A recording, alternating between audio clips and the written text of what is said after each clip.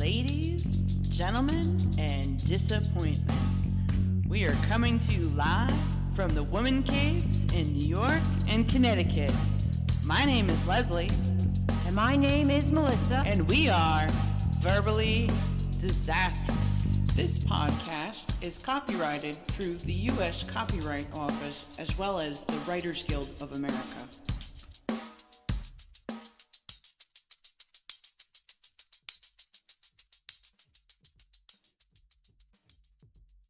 Hello, everyone. This is your host, Leslie M. Jasper of the Verbally Disastrous podcast. This podcast can be found on over 20 podcast platforms, including YouTube. For this episode, I'm going to discuss my juggling act that I did for many years between working with the tools and motherhood. I recently met a very warm and friendly working professional who is in the midst of motherhood. I shared with her that I have a podcast. She told me that she is often exhausted from her weekly grind. I did tell her that it does get much easier on the other side of raising small children, especially when they become grown. Thankfully, the struggle does not last forever. She suggested to me about speaking on how I juggled motherhood, home duties, and working with the tools. This podcast and my writing all help out now to fill in my time that used to be occupied with both my work grind and mom duties. I've taken up painting as a new hobby within the past year or so. I have Melissa to thank for this relatively new hobby. I deal with back pain nowadays, so that somewhat forces me to scale back on my exercising and adventure activities. I'm honestly glad that my back problems popped up later in life and not during the boys' younger years. This would have made my routine really miserable. One of the biggest challenges that I faced was being a walking zombie at different stages in life, since good sleep was difficult to attain. I felt like I could get some decent sleep on the weekends once each son turned 7 years old. Another challenge during my time juggling mom duties was getting in self-care time. My idea of self-care time is not bubble baths or shopping. I hate that shit. My vision of getting in, quote, Leslie time was in the form of getting in some gym time. In my younger years, I rarely let myself have an excuse for not getting my exercise in for the day. Historically, I managed to be a, quote, gym rat for many years. The endorphins and the energy from getting in gym time is rather addicting. In the past, I had to always make some form of arrangements for my sons and some sacrifices in order to get my gym time in. I either had to get up super early to train before going to work. I had a treadmill and elliptical at different points in my living room, or pay extra for the babysitter to hold them longer to get my gym time in after work. Now, my first couple of years of my apprenticeship, the only thing I had time to do was work and go to school. Later on in my career, after my apprenticeship, I did work on 7-hour projects many times in my career. I would take advantage of that time and hit the gym right after work for an hour and then go pick up my sons at daycare. If the drive to work was shorter, then I'd be able to dedicate even more time to the gym or running errands. Later on in life, my significant other was home, so I could step out to the gym. I do credit my gym time with helping me keep my strength so that I could remain an asset at work. Now that I have constant muscle spasms in my lower spine, I can't lift weights like I'm capable of doing. Instead, I now focus on cardio like walking at night. I like to do people watching. I recently wore out a pair of Under Armour shoes in less than 9 months by doing my several miles a night people watching walk. Of course, their return policy doesn't even exist. It's unlike the Nike sneakers I had where I used them excessively for cardio. The born-on date on the tongue of the shoe was less than 2 years old or something like that. I was able to swap them and get a brand new pair. Under Armour, they suck. I'm attempting to do Zumba at home, courtesy of YouTube, for the rest of the winter, since walking in the cold is a struggle. My muscle spasms tighten up while I'm outside for extended periods of time, so it gives me pain and then they pulse. So I'm looking forward to spring. My favorite way to exercise is by heading to the gym versus doing it at home. Ideally, I'd like to go back to swimming after work. I'm holding out on a gym membership until once this COVID-19 mess goes away. I'm not going to put a mask on while doing cardio. No, thank you. Perhaps my point about the gym is that now I can do what I want since I don't have small children to tend to anymore. Yes, there is a big change in my level of freedom to come and go as I please nowadays. Once each of the boys hit the age of 11 years old, I was finally able to step out of the house solo and run errands. Being free to come and go as I wish without prior planning has been that one perk to finishing my young motherhood journey. I must mention that my two sons are 10 years apart with their age difference. Therefore, just when my eldest Tom got old enough to fly solo, I opted to go on another journey with his brother Johnny. Despite their big age difference, the two boys are super close with each other. They don't like to do things without each other. Once John turns 21 years old, they will be out socializing together for sure. You may ask me as to why I chose to have my sons 10 years apart. Well, I got married very young at 18 years old. I had my eldest son at 19 years old. My husband died in an accident at 23 years old. It happened to fall within days before my 21st birthday. For quite a few years, this tragedy forced me to work between 2 to 3 jobs. The moment tragedy struck, I was a first-year electrical apprentice heading into my second year. I have to say, struggling was truly an understatement. At $9 an hour, I was pulling in $265 a week after taxes, with a daycare bill of $150 a week. Sadly, I was mostly working to pay the babysitter during my early apprentice years.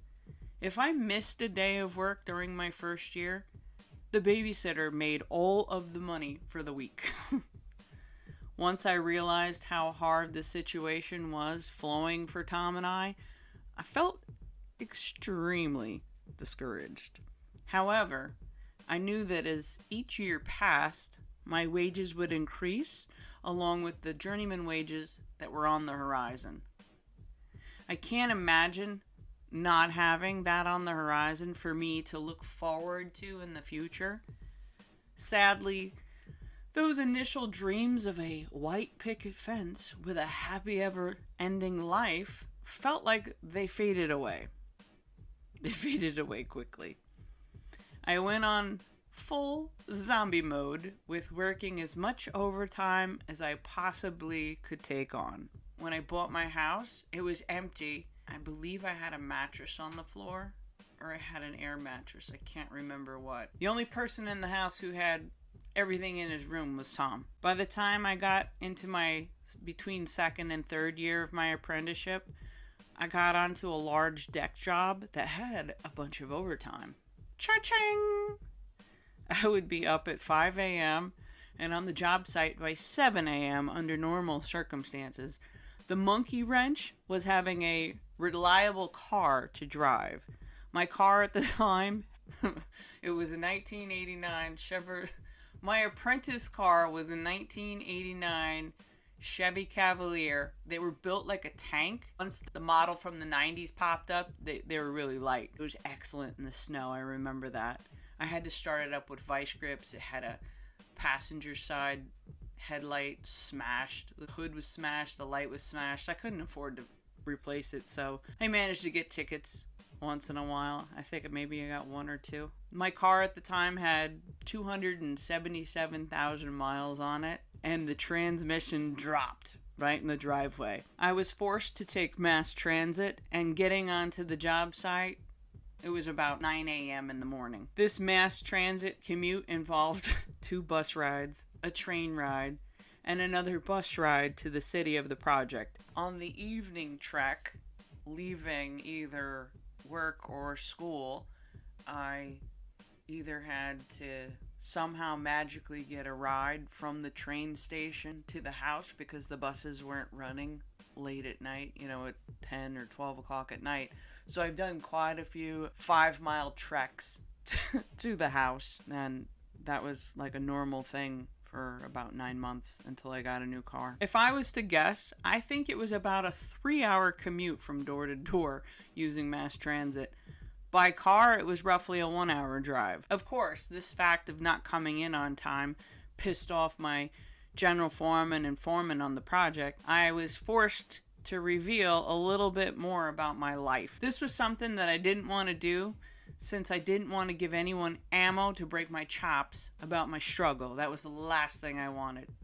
To my amazement, I started getting rides to and from work. One amazing older gentleman named Bill used to come to my house like clockwork very early to pick me up in the morning. He was always so perky and chatty with his coffee cup on the drives to work. Thankfully, he got to enjoy some years of retirement and have better weather down in North Carolina before passing away. I was genuinely happy for his retirement when I heard about it. He changed my life for the better, and I will never forget it. Rest in peace, Bill Bergeson. I've always been grateful for him for helping me out. He drove me to work every morning. He would drive me home if I wasn't going to school or my other job. My other buddy, Dougie, who brought me to the second job, and sometimes the bar, has also passed away. I went to his funeral. May you rest in peace, my friend. I did receive some donations of clothes and toys for Tom from other journeymen on the job. I chuckle to myself when I think about how some of my dishes were donations from that era. I didn't get rid of them. I have never changed them out for new stuff. I did joke with Tom that when he gets his first place, he will inherit the fine family dining set. For any hard time that I experienced, there were some good and helpful moments that followed. At the time, I was struggling with trying to get my money together on my house taxes and the costs of the house. Bunch of unexpected costs when you own a house. There are a bunch of unexpected costs when you own a house. I didn't have spare money for a down payment on a new car. My other problem was having bad credit due to a car note that belonged to my deceased husband. Let's just say I made a mistake of co-signing on that car. A powerful lesson learned the hard way. Trying to get a car note with these past problems looming over my head made it damn near impossible. After hitting up a few auto dealerships, I finally got a car note with Ford with a hefty 29% interest rate. Despite getting a rate that is considered highway robbery, I was happy and grateful to finally have some wheels. More importantly, I received a gift from a family member for the down payment on the car. This is ultimate kindness that came from my son's family that I will never forget. Nowadays, I have excellent credit and never want to experience bad credit again ever in my life. Circumstances such as bad credit contribute to the pile of being broke and desperate as a single mother. Because of my past experience, I have empathy for single mothers who are trying to do right by their children. The concept of a family sounds sweet at the thought. My experience was stressful and a challenge. The many circumstances that pop up unexpectedly along the way as a single mother can't be measured as much as they can't be fully calculated. Perhaps more actual life experiences, such as budgeting, should be taught in high school. I don't think women walk into the single mom life armed with the whole knowledge of the experience, obviously. Because I worked and had a house, I didn't qualify for any help from social services. They want you to sell your house before they give you anything, and I wasn't doing that. I was holding on by my fingernails. I didn't get large windfalls of tax returns either. I needed every penny of my paycheck after my silent business partner, Uncle Sam, took his cut. Fucking mafia. Another huge challenge, as briefly explained before, was the astronomical costs of childcare. I didn't have any parents or grandparents that were able to care for my children. I know at some point Johnny's grandparents were in close proximity to us. However, I didn't think it was right to push that responsibility on them. Grandparents should enjoy their grandkids and give them back to the parents. More important than the astounding cost was the availability of a daycare provider. Admittedly, both of my sons had crazy behavior problems. The eldest child managed to get kicked out of multiple daycares. I managed to find a woman who was 30 minutes away from the house. I would drive 30 minutes to daycare and then an hour to work. When it snowed, it was easily 2.5 hours each way to get home. I did that trek for 8 years, up until Tom was between 11 to 12 years old. If I didn't have someone to watch them, I can't go to work. Right next to not having enough money, by far, this was the most stressful aspect of my life. I was worried about getting kicked out of my apprenticeship for not being able to get to work. That was the worst nagging thought that stressed me the fuck out. I did have a few mean-spirited people who threatened to write bad letters to the apprentice director to get me kicked out of the program. I remember one time as a first-year apprentice, when I had no daycare for a mandatory OSHA 10 class, I begged the instructor for me to take the class. While I was watching the required set of movies, Tom was wandering aimlessly through the back of the classroom. The back of the space was a residential house module with wooden studs for hands-on class sessions. The instructor was chasing him when he got into stuff, when necessary, of course. My apprentice classmates remember Tom to this day as a youngster. One of my classmates was sitting in the apprentice interview when Tom was applying to become an apprentice. The classmate shared a story about a time he remembered driving with me to a union property. Tom was in the back of the car, kicking the back of his seat. The beauty is that Tom believes, as a fellow union member, that he belongs to a family. Many fellow union brothers and sisters have interacted with him when he was a little boy. It's like he kind of grew up with the same kind of group of people that we would see periodically at, say, family picnics and parades, stuff like that. By the grace of God, I was able to hang on to one daycare provider for Johnny until he reached 11 years old. Thank goodness.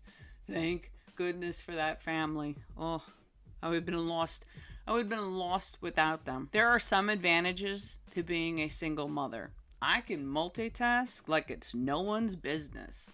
I can shape up a budget super tight to keep the ship running properly each month. I've learned to take from an area and dedicate to another area and need a little flim-flamming. You need to have a car note paid ahead for a few months in order to manage and get past a crisis. You got to have a little wiggle room. I had a lady from social services come to review my budget, and she was in utter shock. She said she didn't know how I did it since the numbers were extremely tight. For the first few years after my husband's death, I made absolutely zero unnecessary expenses. I didn't buy clothes or waste money on anything. I didn't get any credit cards for quite a few years. I remember feeling like I had some wiggle room once the credit cards came into my hand. This concludes part A on my discussion about juggling both motherhood and working with the tools. To check out Part B in the last half of the discussion, head back into the podcast platform of your choice and check it out. I thank you for listening to this point so far. For more information, head over to my website at www.constructiontales.com. I thank you for listening. Have a great day. Peace out, Cub Scout. This wraps up another episode on the Verbally Disastrous podcast that can be found on over 20 podcast platforms, including Amazon Music, Apple Podcasts, Deezer, Pandora Podcasts, Spotify, and YouTube. For more information, head over to our website at www.constructiontales.com. I thank you for listening and have a great day. This podcast is protected through the U.S. Copyright Office as well as the Writers Guild of America.